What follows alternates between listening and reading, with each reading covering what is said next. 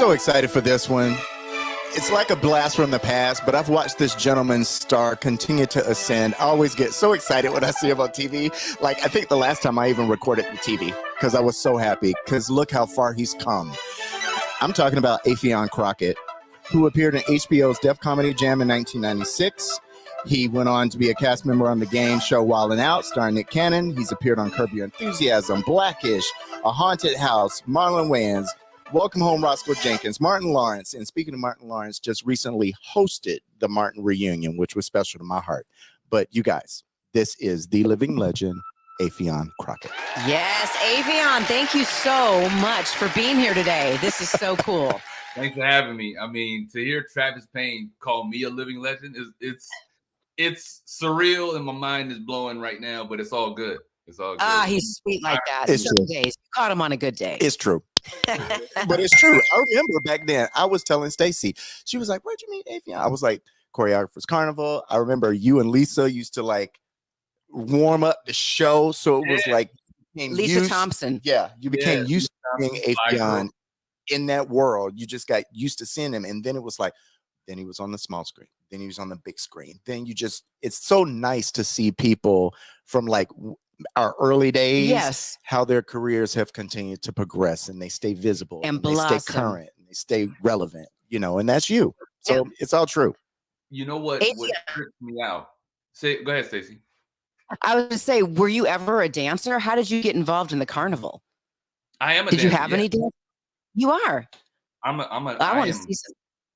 Oh yeah, no, I'm still a dancer. Like it's I looked at Gregory Hines paying homage to Sammy Davis Jr. at his I want to say it was the Kennedy Center honors, and he kneeled down and kissed his shoes and did all that. And Sammy was at the time sick, and his health was challenged, but he got out of that seat. And as soon as he put on those tap shoes, I saw his face light up. It's almost like his body wasn't battling anything.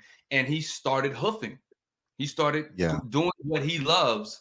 And when I watched that, I said, oh, I'm never going to stop doing what I love. Like, dance is my first love. I've been dancing since I was 10 years old. Starting with b-boying and all of that, locking, popping. Like, I'm from that school. And then freestyle, hip-hop dance, all of that. So, I am a dancer, in short, to answer your question. Yes. I love that because I know a few dancers that have gone on to comedy. And don't you think that dance makes your comedy that much stronger, physically? 100%. A dance makes everything more translatable because dance is the form of expression that we use that has no words. And so you can tell what a person is feeling or how they're interpreting the music based on, how they're moving. You can tell what they're going through, Yes. Yes. So what started you in comedy? Yeah, because like that doesn't seem like a huge leap for us, but for some people on the outside, it may be like, wait, how do they intersect, your dance world and your comedic acting life? So first of all, I grew up watching, like most dancers, Travis, Michael, Pop and Taco, the whole Anthony Thomas with Janet. Like there's key people who we watch. Even Travis later on, like still letting Michael flip him on the Smooth Criminal Live show, like watching dancers that make you say, I want to do what they do. So me and my older brother was a dancer too. We used to learn all the choreography. We were really like, aside from watching breaking and Beat Street and all of that and doing the B-boy moves, we were doing Michael moves too. And I brought something that I know you guys will be impressed by.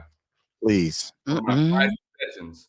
I still have my ticket stub from the Bad 88 concert in Germany. I grew up in Germany. Wow. You did? Where in Germany?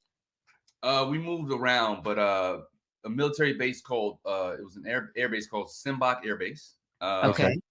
And my dad was in the Army, so he was stationed in Kaiserslautern. So it was like we had different places that we lived. Amberg, Kaiserslautern. We moved around. But I grew up in Germany doing all this stuff. Wow. That's amazing. And we have a correlation there too, because the Bad Tour did it for me.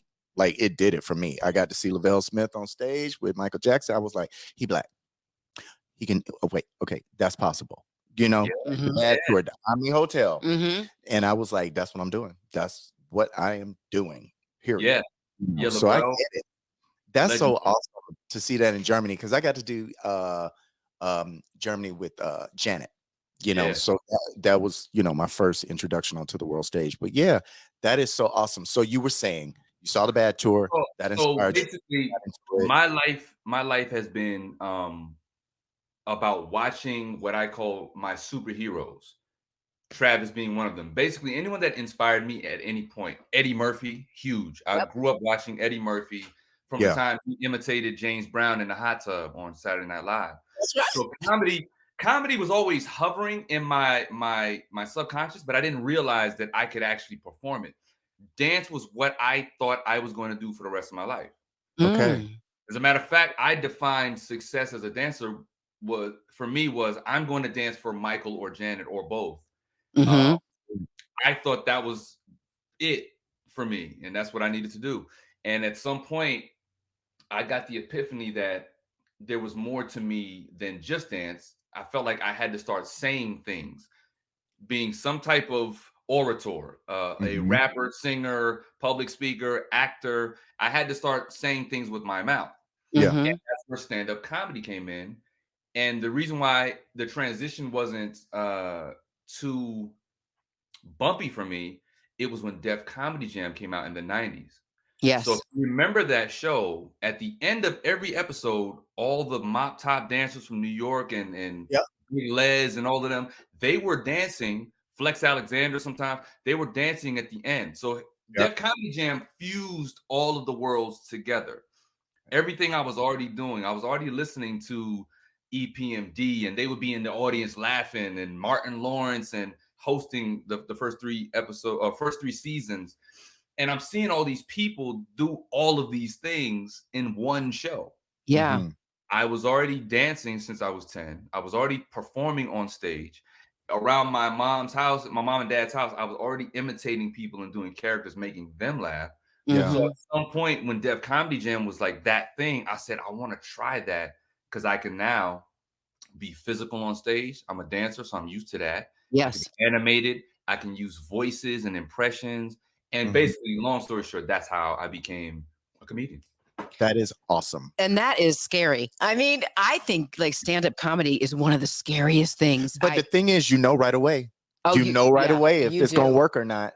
You I know what I mean, mean? I have gone to see my friends do stand-up, and it is one of the most stressful things I've ever And it's done. not obvious that it's gonna translate. You can be funny in real life, but not be able to be funny as a career. Right. You know what I mean? I think it's definitely an art form. I've gotten more into it. And you're right, like Def Comedy Jam, opportunities like that for you to really get to see and Yeah. understand and appreciate the comic, not just what they're saying. Shows like that and shows like MTV, making the video, put faces to these names that you were hearing. So yes, that seems very logical the way you put it. When you put it like that, I could see how they intersect it so easily and effortless for you. And so then stand-up led you to acting. Absolutely. Okay, 100%. and how did that happen? Basically, when I got into stand up, I actually got on Def Comedy Jam literally a year after I started doing stand up. Okay. I auditioned for Def Comedy Jam for a guy named Bob Sumner, who is the guy that was a talent scout for all of Def Comedy Jam. And he saw me. First year he saw me audition. I auditioned in 94. He said, "Man, you're funny, but you're just not ready yet." He said, Okay. "Come back." I saw that most people would see that as devastation. I saw that as Mhm. hope. Like, oh, he said I was good enough. Oh, Yeah. I'm definitely coming back next year. And I went back. I graduated from school, and I went back to the same club that I auditioned at. And he came back the next year, and I auditioned, and I got on Def Comedy Jam in '95. That's awesome. That's pretty incredible. And then because of that, do you think that opened the doors for your acting? Yeah. So I basically toured after that, doing stand up, and people just kept saying when they would see me perform, they kept saying, "You're a natural actor. You should move to LA. Mm. You should move to LA." Mm. And I was afraid of going to LA because I've never been there, big city, bright lights and all that. But finally, I had the epiphany while watching Def Jam's How to Be a Player, and Mm. I saw comedians that I had performed with on the road. Pierre and Bill Bellamy, and I was Yep. like, well, they're out there. They're riding around Beverly Hills in this movie. Uh-huh. Maybe I should go out there because my idea of LA was earthquakes and gangs. That's all I thought. I was afraid. You know, it's I was still very scared. bad. But then I forgot. I said it's also Beverly Hills. It's also Right. beaches and pools and Yep. acting. So That's Mhm. right. yeah, I drove out and I became an actor. Yeah, that's wonderful. That you drove I drove from the East cross Coast. country. See, what? Wow. We got that in common Did you too. do that? You Yes. drove I out? was like, first of all, because growing up in Atlanta, I think was New York. You have to move to New York, Right. You know, A-Lead, Yeah. you know, whatever. So I was like, yeah, Lori Warner Yep. came back, blah blah blah blah. I was like, L.A.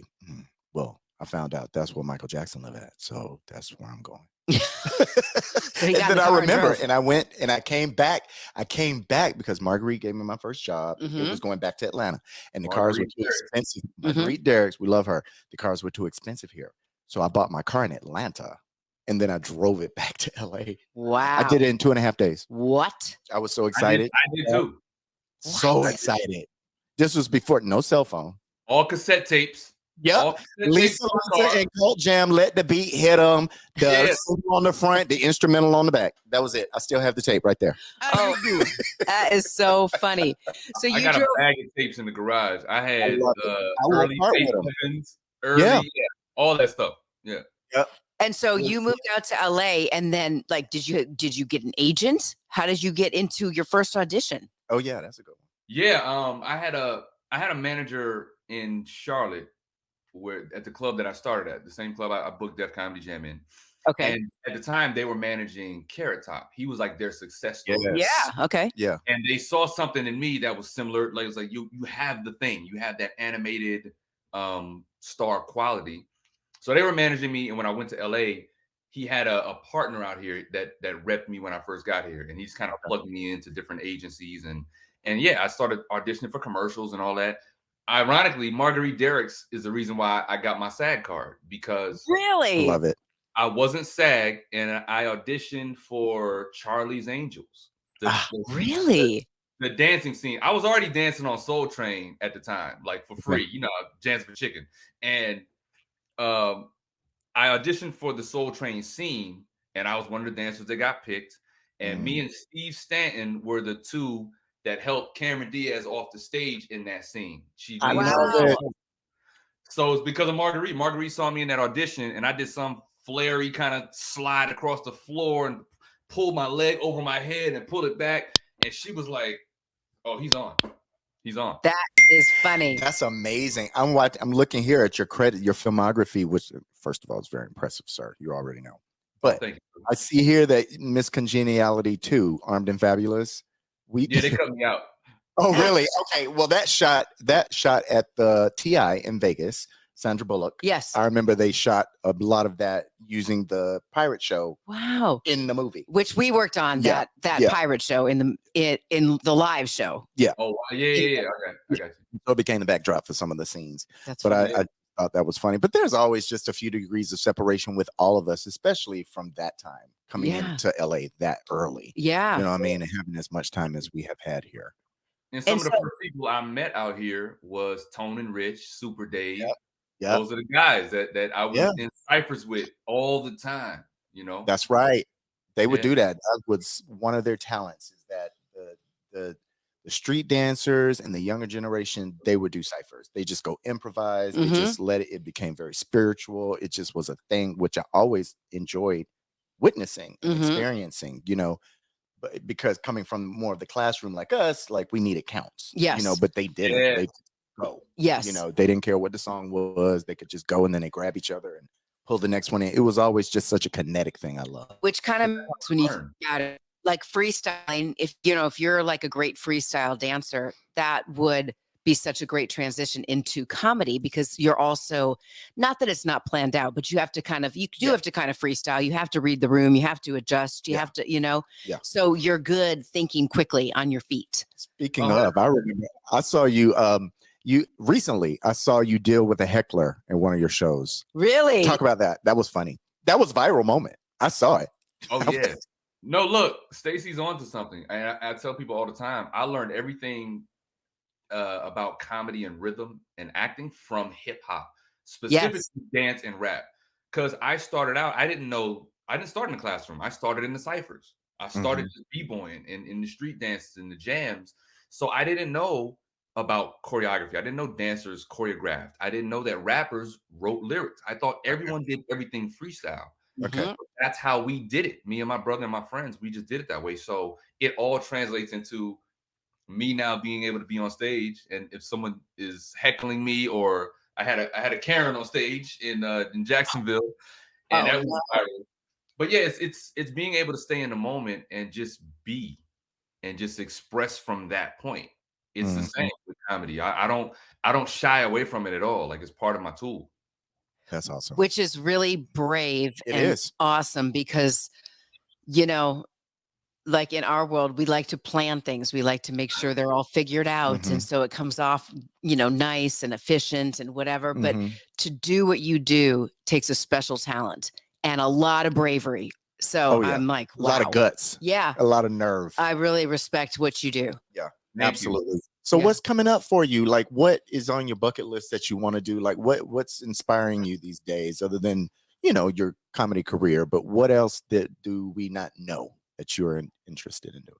I'm a producer. I'm a writer. Okay. I've always been that. I've been writing since I was in grade school, like poems and raps and stuff like that. So now I write full length features and TV shows and Awesome. pilots. So in the last 2 years, I've produced two pilots that we're now shopping around.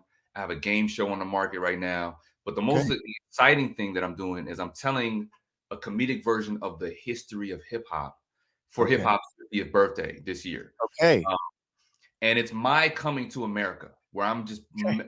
I'm bringing all my talents into this one thing, and I'm telling the story of hip hop all the way from Cool Herc, Cool Mo D, early Run DMC, and I'm playing. Me and my friends are playing all these different icons in hip hop, and we're going all the way up to now to like the Joe Awesome. Buttons and Ludacris and Drake and all that kind of stuff. And we're telling the story. We're gonna release it August 11th for hip hop's birthday, but That's it's a comedy love letter to hip hop, and it's a movie I'm producing. that's amazing. Oh, I love that. I want to see that. That's great. Because I on the Grammys this year, I mean, they did a tribute to Yeah. hip hop The and 50s year. turning 50 and it showed so many of the old greats up until now. It was Yeah. really, it Well, was, some of them, and some of them they left off and they got of pissed and course, but it's like, at But there's least no way to I know incorporate. you can't get do everybody. everybody. You can't do everybody, but at least the Grammys tried, Yeah. you know. Right. But yeah. But Ooh, that's well, that's great. Now, we'll be where are watching. you now? Are you in LA or are you out Yeah, on I'm the in road? LA. Okay. Yeah, I've Okay. been in LA 25 years now. This month makes 25 years since I drove out. Wow. I And drove out February of '98.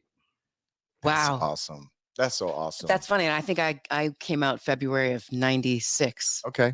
Yeah.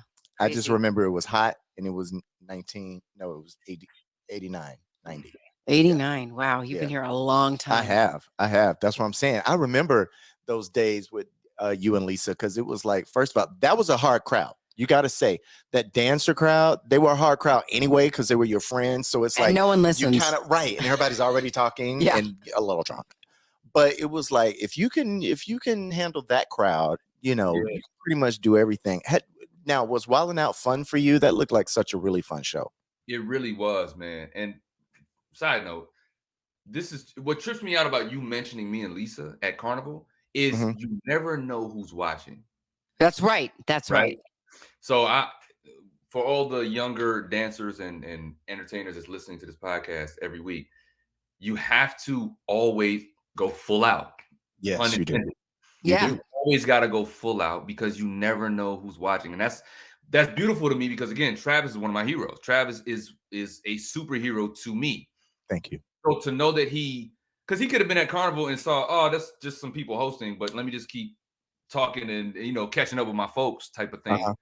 But the fact that you dialed in and you paid Oh attention yeah. to me doing our thing, that means a lot. It means everything. And so yeah. It's true. Thank Though. you for It's true, and it's so true. And I mean, I don't mind giving flowers where they're due, for sure, especially while the people are here to get them. And I gotta say that your name was always so definitive to me because I've never met another that. Affion. Mm-hmm. So anytime I saw your name, I was just like, okay, this is gonna be good because of getting to know what was going on at Carnival and stuff. And so that was just just really good. And I just wanted to ask you, like, how that, sort of pivotal moment. Do you still talk to Lisa? I haven't talked to Lisa in a while. It's been a minute. We haven't either. I mean, I got to catch up with her and make sure she's good. But yeah, Lisa was always like a great partner because we both had the same aspirations of we wanted to be funny, we wanted to do comedy, sketches, and being both dancers. So I think that's what made it translate better for that audience. Because you're right, it was a tough crowd, but we seemed to get them. And I think they just loved us as people, and then what we were doing was pretty funny. So and it was funny. Yeah, it was funny. Yeah. You know what I mean? I think I feel like the last time we worked with Lisa was Ghosts, but I mean, yes, but that was a long time ago. Long time ago. But maybe I just remember we loved Lisa. It's been a long for time. a while. Like she would anything we could get her for. Yeah, because she was awesome. Yeah, she's the most likable person. But yeah, Wildin' Out. You asked me about Wildin' Out. Wildin' Out yes, because that looked like fun. Like I watched Wildin' Out. I mean, I follow some of the performers that have gone on to the show. Obviously, some of the guests who've been very funny. But how was that? Great show.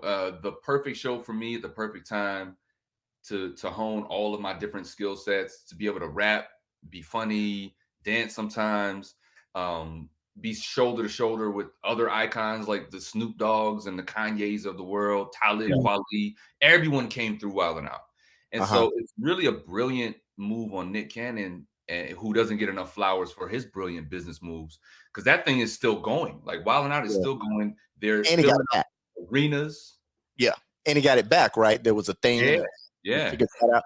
Let me tell you real quick while we talk about Nick Cannon. I remember I was blown away because we were at a party one time. It was an industry party. It was a great party. He was in the corner on his laptop working in the party. Wow. I'm talking like a star-studded event. He was in the corner. He was like doing his thing and he was working. I was like, he's going far. This was way before like all of his stuff popped off. I was like, he is really in the corner working right now. Wow. Okay. And that's part of his work ethic that I always talk about. I always mention that, like even the early days of Wildin' Out, same thing. He always had his laptop. He always had his beat machine. He could hold a meeting with the executives while making music that was going to play in the next segment of the show. Like it was ridiculous, but he's a savant. And unless you can recognize a savant, you won't appreciate a Nick Cannon while he's around. Right. Because people just don't know how much he does and how hard he works. Right. Really. Right. They just don't. Right. But aliens recognize other aliens. Yeah, absolutely. I think brilliance recognize brilliance. And I think for him, sometimes it happens. A personality will precede the person, and you kind of think you know what it is. And you're like, wait, I don't get it. Him and Mariah Carey, I don't get it. But I'm sure if you knew them, you would. Sure. I'm sure if you understood his process or his background, you would get why some of the decisions. Sure. You know what I mean? I'm still on the turbans, but I'm like, hey, we're talking about the turbans. It's a good thing. I'm going to tell you what's brilliant about that. He's so brilliant that he can do all of these antics and present certain things that he wants us to see while still maintaining his mystery and his mystique. Yeah. It's all by design. Understood. Understood. I get that.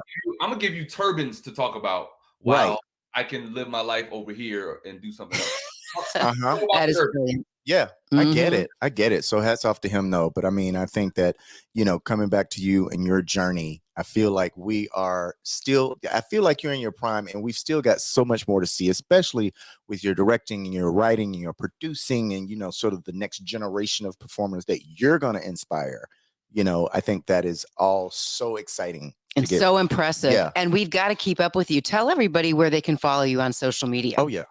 Yeah, at Affion Crockett, pretty much on every platform. Just at Affion. Awesome. Yeah. Because it sounds like you've got so many things coming up and you're a part of so many puzzle pieces of this industry.